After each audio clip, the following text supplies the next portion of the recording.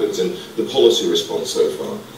Well, I'm very concerned about it, and the fact that there's all this country fighting. I think it's not out of the woods yet. And again, we talk about austerity. Austerity is the big issue, and some countries are not going to want to put up with it or feel like they don't want to finance it for other people aren't taking the pain. So I think it's going to continue. I think next year is going to be just a continuation of some of the rhetoric and some of the problems.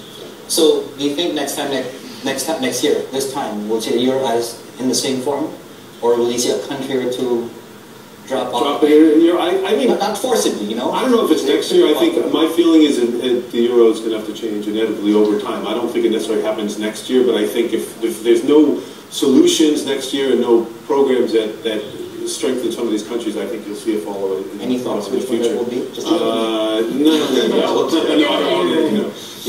So, but it's gonna be a year of a lot of change. This year was a lot of volatility. I don't think next year will be nearly as volatile as it was. 30% volatility this year. How many people do you think particularly are just very nervous? Because it just seems everything is bad. I'm being negative now, but everything seems to be bad news. You said at the beginning, the year to forget is this year, but almost you can forget next year of what's happened. Yeah, no, it's true. I mean, it's amazing. The markets in the U.S. particularly have held up quite well. And the markets always tend to look ahead of what's happening, but it has been. But I mean, at one stage it was Armageddon being priced in. I mean, that's certainly the case when you look at. We're looking at 2-year yields in Greece. 100. Look at the mine. That's right. Yeah. The mine calendar. 600 billion euros is coming to maturity next year. That's a lot. Most of that coming in the first quarter. Right, yields don't get there by themselves, right? It shows a lack of demand, and people are putting money into Japan and into U.S. for safety, which, U.S. being downgraded, and still it's a currency of choice. I mean, that tells us something. Hopefully, many economies are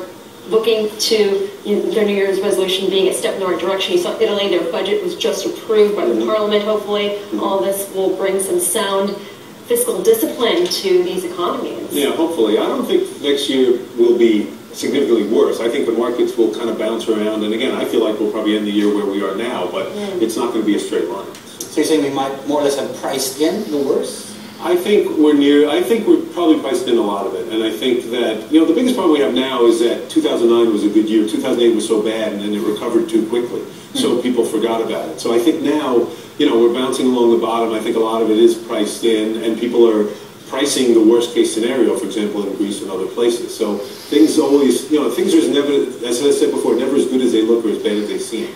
So I think it's going to be, Okay, how to make money next year? I think a few areas. I think in equities, I personally like the dividend stocks. I think for emerging markets, I like Indonesia. As I said all year, I also like Vietnam now. Vietnam's going to benefit from China slowing down. I'm talking to a lot of people on the ground that have manufacturing facilities and are moving them to Vietnam now. So from Thailand. We just had inflation at 18%.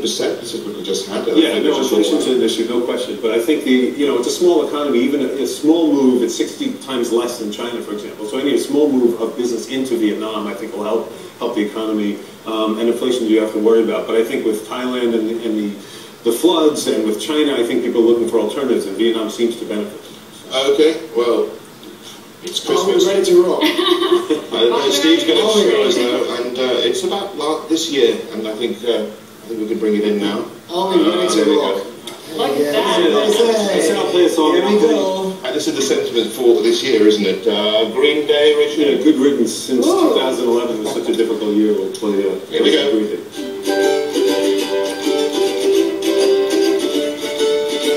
Another turning point, a fork stuck in the road. I'm grabbed you by the wrist, direct you where to go.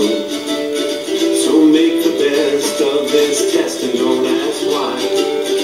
It's not a question, but a lesson learned in time. It's something unpredictable and endless right.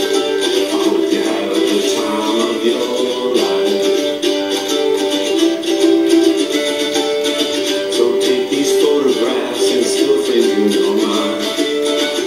Hang it on the shelf, you can help anytime. Tattoos and memories and this test go on try. For what it's worth, Well, have a great Christmas, have a happy New Year. Steve Burton, give it up for him.